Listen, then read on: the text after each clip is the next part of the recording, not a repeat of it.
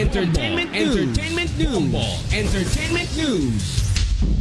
Itong OPM band na Imago, grateful sa patuloy na blessing sa kanilang career. Ang banda may reaksyon din sa paglaganap ng artificial intelligence o AI music sa industriya.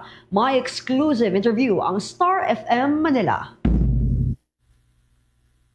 Thankful ang OPM band na Imago sa patuloy na suporta na kanilang natatanggap mula sa fans at sa mga blessings sa kanilang karera.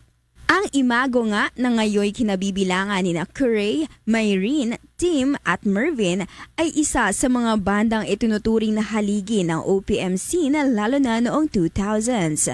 Ngayong 2026, proud sila sa musika na kanilang ibinabahagi sa mga Pinoy, kabilang ang kanilang rendition ng Manilyn Reyna's hit na Sayang mula sa Pasimple EP. Sa exclusive interview ng Star FM Manila sa banda, ibinahagi nila na malaking inspirasyon ang patuloy na pagtangkilik ng publiko sa kanilang musika. People watching us are also appreciating the songs and the performance. I like all the people on stage with me. Parang family nga, sabi ni Tim. So that's really the best part. It's the best job in the world for me. Even if hindi kami binabayaran, even if kung hindi kami siguro sumikat and had the success and be as lucky as we are, tutugtog pa rin kami, gagawa pa rin kami ng paraan para tumugtog, either individually or as a group continuing forward. Kasi masarap lang tumugtog. So we're just lucky to be able to do it. Supportahan nyo lang yung Imago and may bago kaming single, yung Sayang na Sayang, sana supportahan. Salamat sa suporta sa Imago and continue to support OPM.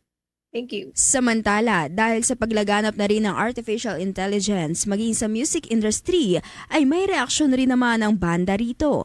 Naniniwala rin ang banda na hindi pa rin matutumbasan ang musika na hatid ng totoong artist. Nakaka-sad in a way kasi ang bilis mag-prompt ka lang may version na ganito. Instead of yung mga artist yung napapakinggan, dun sila sa AI napupunta, gusto ko pa rin yung merong human element. Mula rito sa 102.7 Star FM Manila, nag-uulat. Ito si Star DJ Ivona Darna. And this is Bombo Radio Philippines, the #1 and most trusted source of news and information. Basta Radio. Bombo!